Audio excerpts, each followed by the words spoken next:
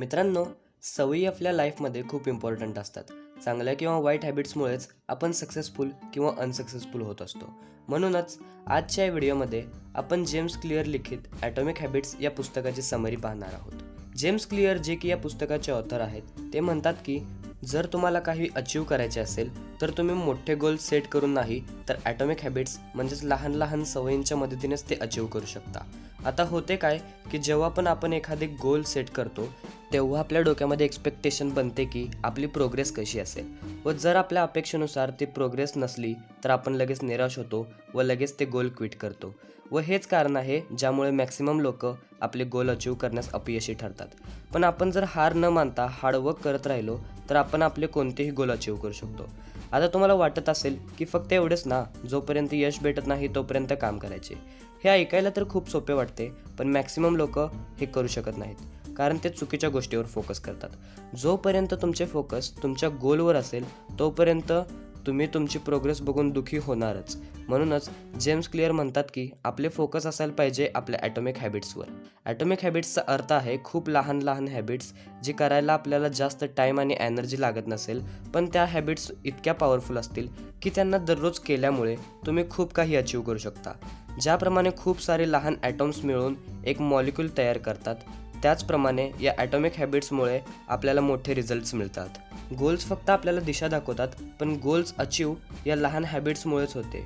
For example, जर तुमचे गोल असेल की मला खूप पैसे कमवायचे आहेत किंवा मला फिट व्हायचे आहे, तर या गोलनंतर तुम्ही विचार करायला पाहिजे की तुमच्या अशा कोणत्या हॅबिट्स आहेत ज्या तुम्हाला तुमच्या गोलपर्यंत पोहोचवतील, ज्यामुळे की तुम्ही तुमचे गोल विसरून तुमच्या हॅबिट्सवर काम कराल. व हेच असते system oriented thinking. For example, एक सायकलिंग टीमचे गोल असते की त्यांना ऑलिम्पिक्समध्ये मेडल जिंकायचे आहे, आणि ते जर फक्त आपल्या गोलवरच फोकस करतील व डोळे झाकून फक्त प्रॅक्टिसच करतील तर ते जिंकतीलच असे नाही. 2003मध्ये असेच काही झाले होते, जेव्हा ब्रिटिश सायकलिंग टीममध्ये एक नवीन कोच आले होते ज्यांचे नाव होते डेव्ह ब्रेल्सफर्ड. मागील 100 वर्षापासून ब्रिटिश सायकलिंग टीमचा परफॉर्मन्स खूपच वाईट होता व 1908 पासून ऑलिम्पिकमध्ये त्यांनी फक्त एकच मेडल जिंकले होते. डेव्ह यांनी फक्त मार्जिनल इम्प्रूव्हमेंट्सवरच फोकस केला. त्यांना वाटायचे की जर खूप साऱ्या एरियाजमध्ये फक्त 1% इम्प्रूव्हमेंट जरी आणले तरी ओव्हरऑल परफॉर्मन्स चांगला होईल. म्हणूनच त्यांनी सायकलिंगचे सीट ॲडजस्ट केले व कम्फर्टेबल बनवले, ज्यामुळे की ते 1% इम्प्रूव्ह झाले. त्यांनी सर्जन्सकडून शिकून घेतले की हात कसे धुवायला हवे, ज्यामुळे की खेळाडूंची आजारी पडण्याची शक्यता 1%ने कमी झाली. त्यांनी वेगवेगळ्या प्रकारचे मसाज जेल वापरले, ज्यामुळे खेळाडूंचे मसल्स 1% स्ट्रॉंग होतील. याचा रिझल्ट असा होता की काहीच वर्षानंतर ब्रिटिश सायकलिंग टीमने बीजिंग ऑलिम्पिकमध्ये 60% मेडल जिंकले. 4 वर्षानंतर जेव्हा लंडनमध्ये ऑलिम्पिक झाले तेव्हा त्यांनी 9 ऑलिम्पिक रेकॉर्ड्स आणि 7 वर्ल्ड रेकॉर्ड्स सेट केले. व यानंतरसुद्धा ब्रिटिश सायकलिंग टीमने अनेक मेडल जिंकले. हे सर्व त्यांना कसे शक्य झाले?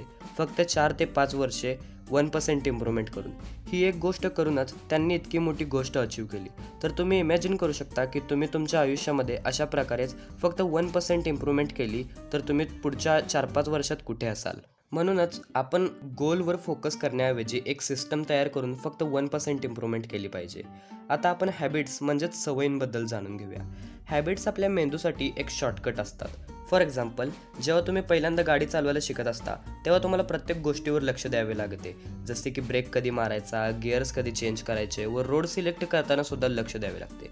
पण जेव्हा तुम्ही गाडी चालवायला शिकता तेव्हा ती आपली एक हॅबिट बनते, तेव्हा आपल्याला कोणत्याही गोष्टीवर लक्ष द्यावे लागत नाही.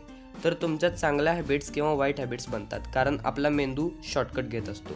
आता आपली कोणतीही हॅबिट्स 4 स्टेप्समध्ये जनरेट होत असते: क्यू, क्रेविंग, रिस्पॉन्स आणि रिवॉर्ड. क्यू ती गोष्ट आहे जी आपल्याला रिवॉर्डबद्दल आठवण देते. क्रेविंग आपल्याला रिवॉर्ड मिळवण्यासाठी मजबूर करते व आपला रिस्पॉन्स आपल्याला रिवॉर्डपर्यंत पोहोचवतो. व आपण रिवॉर्ड यामुळे मिळवू इच्छितो कारण की त्यामुळे आपल्याला समाधान मिळेल किंवा काहीतरी नवीन शिकायला मिळेल. कोणत्याही हॅबिटला आपण 4 स्टेप्समध्ये विभागू शकतो: क्यू, क्रेविंग, रिस्पॉन्स आणि रिवॉर्ड. या पूर्ण प्रोसेसला एक्झाम्पल द्यायचे म्हटले तर तुम्ही बसले आहात, तुमचा मोबाईल वाजला, हा क्यू आहे. तुम्हाला मेसेज वाचण्याची इच्छा होते की त्यात काय लिहिले आहे, हे क्रेविंग आहे. तुम्ही तुमचा मोबाईल उचलून मेसेज वाचता, हा रिस्पॉन्स आहे. व मेसेज वाचल्यानंतर तुम्हाला जी भावना झाली ते रिवॉर्ड आहे. व हा रिवॉर्ड जितका जास्त सॅटिस्फाईंग असेल तितक्या वेळा तुम्ही प्रोसेसला रिपीट करता. तर आता तुम्हाला कोणतीही नवीन हॅबिट बनवायची असेल, जसे की अभ्यास करणे किंवा एक्सरसाइज करणे, तर तुम्हाला हाच हॅबिट लूप समजावा लागेल. तर जेम्स क्लिअर यांनी आपल्याला कोणतीही नवीन हॅबिट्स बनवण्यासाठी 4 लॉज दिले आहेत. First law, make it obvious. हा लॉ अप्लाय होतो क्यूवर. Second law, make it attractive. हा लॉ अप्लाय होतो क्रेविंगवर. Third law, make it easy, apply होतो रिस्पॉन्सवर. व fourth law, make it satisfying, apply होतो रिवॉर्डवर. तर फॉर एक्झाम्पल असे समजूया की तुम्हाला बुक रिडिंगची हॅबिट डेव्हलप करायची आहे. तर तुम्ही सकाळी आपल्या बेडजवळ एक पुस्तक ठेवू शकता, ज्यामुळे की तुम्ही जेव्हा रात्री झोपायला जाल तर तुम्हाला बेड शेजारी पुस्तक दिसेल व आपला क्यू ऑब्वियस होईल.